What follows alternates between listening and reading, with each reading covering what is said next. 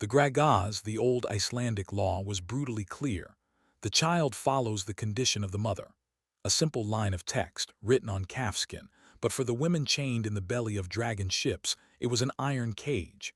It meant that the child of a thrall, a slave, was born a thrall, a life of property from the first breath.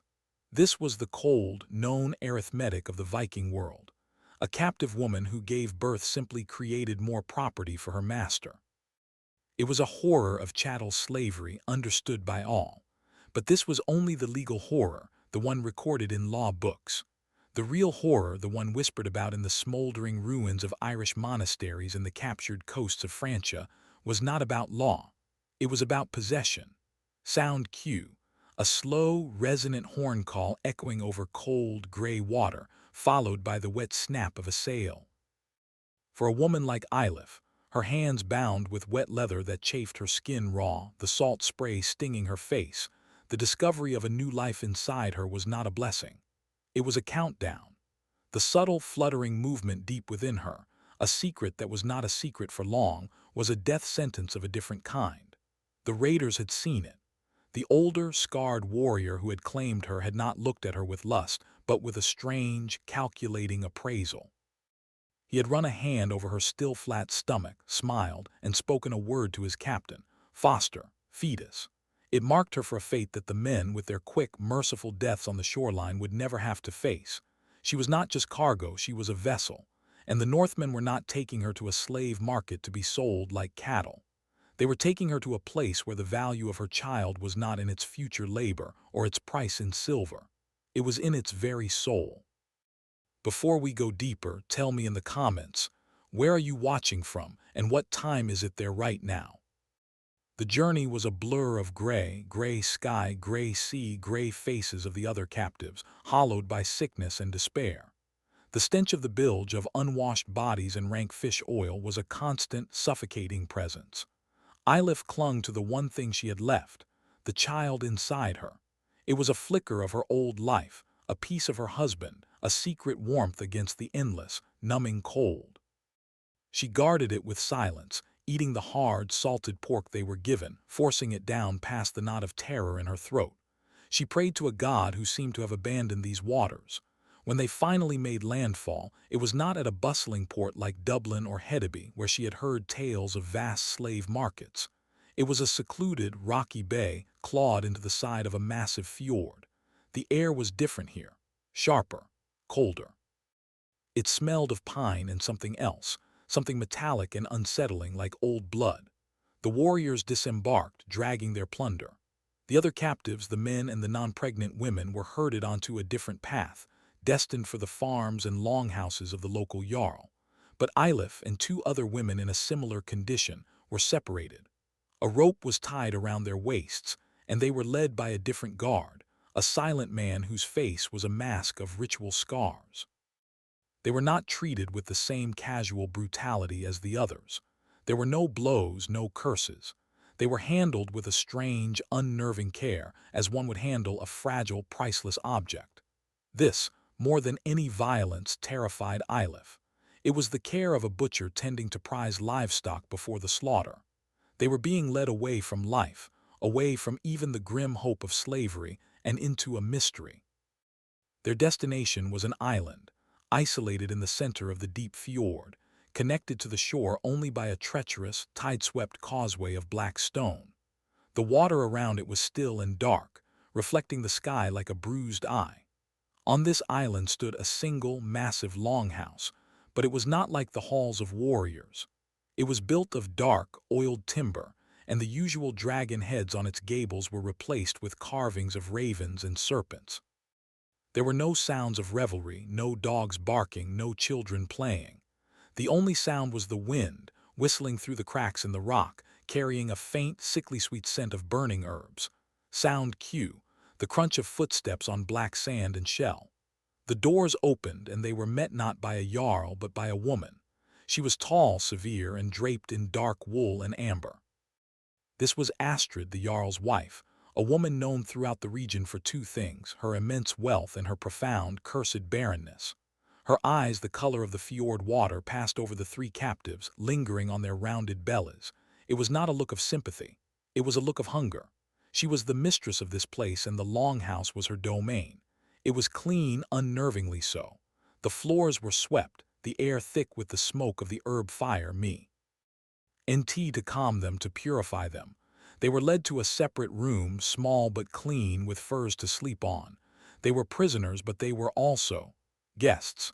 This was the Fosterheim, the fetus home, and they had just entered their immaculate, inescapable prison. The days bled into one another, marked only by the rising and falling of the tide that cut them off from the world. The routine was maddening in its simplicity. They were not worked. They were not beaten. They were fed. They were given rich stews, fresh milk, and dark, heavy bread. Astrid herself would often bring them a tonic, a bitter herbal drink in a wooden cup, insisting they drink it all. "It is for the child," she would say, her voice a monotone calm, "to make it strong." But Eilif felt the drink made her mind foggy, her limbs heavy. It was a draft of compliance. The two other women, one a Frankish girl named Gisela, the other a silent woman from the Slavic lands, reacted differently. Gisela wept constantly, a low animal keen that grated on the nerves. The Slavic woman, whose name nobody knew, sat and rocked, staring at the wall, her eyes vacant. Eilif tried to hold on. She would scratch a mark for each day on the wooden wall by her bed, a desperate act of memory. But the island itself seemed to drain their will. The guards were silent. The serving women who brought their food were thralls who had been on the island so long they seemed to have forgotten speech, moving like ghosts. The only focused human presence was Astrid, who would visit them daily, sitting on a stool, watching them. She would ask them questions, not about their past lives, but about their pregnancies. "Does it kick? Do you dream?" And sometimes she would reach out and lay a cold hand on Eilif's stomach, a proprietary touch that made Eilif's blood run colder than the fjord. The first birth came on a night of the new moon. It was Gisela, the Frankish girl. Her cries began as whimpers and escalated into shrieks of terror, not just of pain. Sound cue, a distant, high-pitched scream abruptly muffled. Astrid and her silent attendants entered their room. They lifted Gisela, who fought like a cornered animal, and carried her out. The heavy wooden door to the main hall was barred behind them. Eilif and the Slavic woman were left alone in the dark, listening. The sounds were terrifying. They heard the muffled screams, but beneath them a low, rhythmic chanting, a galder, a magic song. It was Astrid's voice, rising and falling in the ancient guttural tongue of the north. It was not a song of welcome or blessing. It was a song of claiming, of power. The storm of noise lasted for hours. Eilif pressed her ear to the wooden wall, her heart hammering against her ribs. She heard one single thin wail of a newborn baby, and then silence. A heavy, profound, and absolute silence. The chanting stopped. The screaming had long since faded. The rest of the night was sleepless. When the sun finally rose, the door was unbarred. A serving woman entered with their morning food as if nothing had happened. But Gisela was not there. Her furs were gone. Her cup was gone. It was as if she had never existed. Eilif, her voice shaking, asked where she was. The serving woman did not even look at her. She just pointed to the fire in the center of the longhouse, where the air was thick with the scent of the purifying herbs, and then made a motion of sweeping away ash. The Slavic woman broke. The vanishing of Gisela shattered the last fragile piece of her mind. She began to wail, a wordless sound of pure animal grief, rocking and tearing at her own hair. It was in that moment that Eilif knew she had to act, or she would become like her. That night she waited until the woman's cries subsided into exhausted sleep. She slipped out of their room. The longhouse was quiet, lit only by the dying embers of the central hearth. The air was still thick with that sweet, cloying herbal smoke. Eilif had to know. Where did Gisela go? Where was the baby? She crept through the main hall, past the sleeping quarters of the attendants. At the far end of the hall, behind a heavy tapestry depicting the world serpent Jörmungandr, she found a set of steep, narrow steps leading down into the cold earth beneath the house. She had found a small, sharp piece of stone earlier, and she carried it now, her only weapon.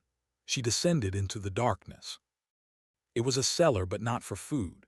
The air was frigid and smelled of damp stone, salt, and something else. It smelled of the birthing room. In the gloom she saw it, a small, pathetic pile of bloody rags, and beside it a small, carved wooden bird, a toy. Eilif had seen Gisela clutching it, whispering to it the one thing she had managed to hide from her homeland. Gisela was gone. The baby was gone, but this was proof. She heard a sound, a whimper, and froze. It was not an infant. It was the Slavic woman who had followed her. The woman's eyes were wide with a tarry, sudden clarity. She pointed into the darkness to the far wall. Foster Taka, she whispered, the first word Eilif had ever heard her speak. The soul taker, she does not take the child, she replaces it. Eilif's blood turned to ice. Replaces? What do you mean? The Slavic woman, her sanity flickering like a dying candle, grabbed Eilif's arm. No baby, she whispered, her fingers digging in. No baby for us, only for her. She takes the hammer, the soul. She believes the child of a captive, a Christian, is an empty vessel, a new skin. She pulls the soul out and puts her own dead child's spirit in. Eilif stared, horrified. This was not slavery. This was a nightmare of dark magic, a psychosis given form. The woman pointed to the far wall. Eilif moved closer, her eyes adjusting to the dark. It was a chamber carved from the black rock of the island itself. In the center was not a bed, but a tall, throne-like chair of dark, polished wood, its arms carved into the shapes of grasping hands. It was a birthing chair. Runes were carved all over it, runes of binding and transference. Before it, set into the floor, was a shallow, stone basin like a font, filled with black, icy water from the fjord. Sound Q, a slow, steady drip of water echoing in the stone room. This was the ritual chamber. This is where Gisela had been. The room was a monument to Astrid's desperate, twisted grief. Eilif realized the truth. Astrid wasn't just stealing a baby to raise as her own. She was performing a horrifying ritual to rebirth her own stillborn children, to force their lost souls into the healthy bodies of captive infants. The babies were not stolen. They were erased.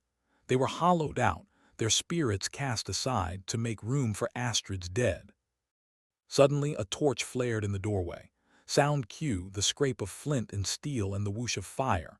Astrid stood there, her face a pale mask in the new light. She was not angry, she looked resigned. So you see, she said, her voice calm, you see the sacred work. The Slavic woman shrieked and lunged at her, but the silent guards were behind Astrid. They caught her and with a sickening, practiced efficiency subdued her. Eilif was frozen, clutching the stone. You are a monster, Eilif whispered. Astrid actually smiled, a thin, painful expression. Monster, she said, stepping into the chamber. I am a mother, my husband's line is strong, my blood is strong, but the gods are cruel. They gave me 6 children and all of them were born silent. 6 sons, all dead before their first breath. They are trapped waiting, they need a vessel. She gestured to the birthing chair. Your God is weak, he left you, my gods. They offer a solution, a hard one but a just one. You have a strong body. You carry a healthy child, but you are a thrall. You have no name, no lineage, no soul worth keeping. Your child is just flesh, an empty house. I am simply moving my son in. She walked over to Eilif, close enough for Eilif to smell the herbs on her breath. She touched Eilif's stomach. You will not be harmed. You will give me my son, and then your purpose is finished. The cold, rational, absolute conviction in her eyes was more terrifying than any rage. She was not mad, she was devout. Eilif was dragged back to her room, the Slavic woman taken elsewhere. Eilif never saw her again.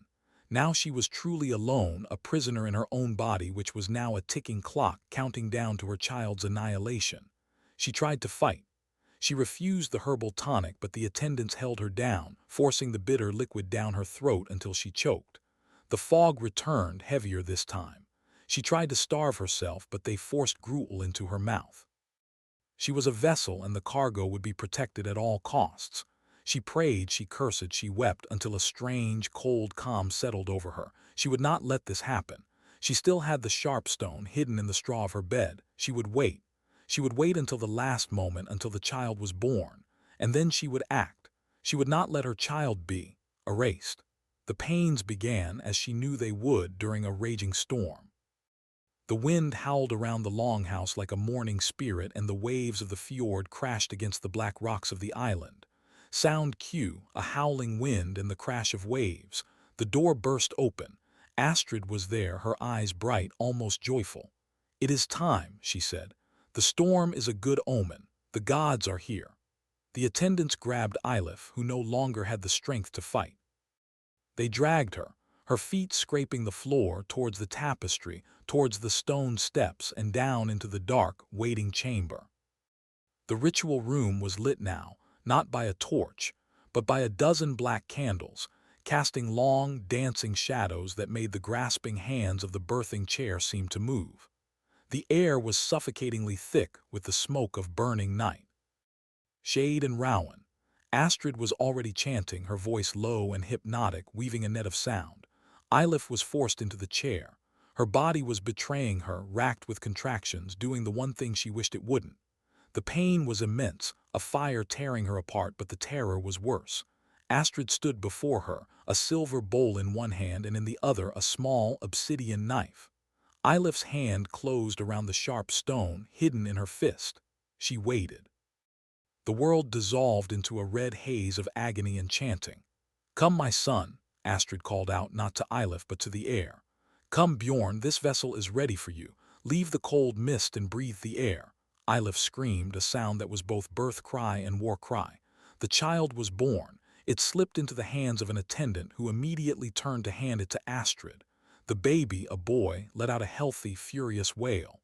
"Now," Astrid commanded, raising the obsidian knife, not to harm the child but to cut a lock of its hair, a symbolic act of claiming. As she turned, Eilif used the last of her strength. She lunged not at Astrid but at the font. With a desperate heave, she slammed her stone fist into the side of the shallow basin. The stone, already ancient, cracked. The dark, ritual water gushed out, spilling across the floor. Astrid screamed, a sound of pure rage. The ritual was broken. The aftermath was a blur of cold, violent motion. The spell was shattered. Astrid, her face contorted in a mask of failure, looked from the spilled water to the crying child and then to Eilif with an expression of pure, unfiltered hatred. The child was now just a child, a thrall's child. Its spiritual value was gone. "Get it out," Astrid spat, her voice venomous. The attendant, who had been holding the baby, now held it with disgust, as if it were unclean. Eilif, bleeding and half-conscious in the chair, watched in horror as the attendant moved, not towards her but towards the stairs. "No," Eilif choked out, but it was over. Her purpose was finished. The attendants dragged her from the chair, her body a wreck, and threw her back into her room. The door was barred. She was left alone in the dark, her body empty, the cries of her child fading as it was taken up and out and away. She lay on the straw, the sharp stone still in her hand, the smell of the herbs and the blood thick in her nose. The storm outside subsided, leaving behind the same haunting calm. The next morning she was not killed. Death would have been a mercy. She was given to the scarred warrior who had first claimed her, the one who had brought her to the island. She was now just a thrall, broken, used, and empty. Her child was gone, taken to the mainland to be raised as a common slave, its identity erased, its mother a forbidden secret. The nightmare of the foster Taka was not recorded in any lawbook. It exists only in the dark spaces between historical fact and human superstition.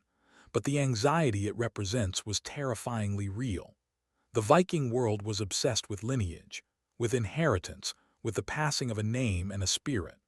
The law, the gragas, that said a child's status followed the mother, was a legal tool to protect a man's inheritance from the children of his thralls.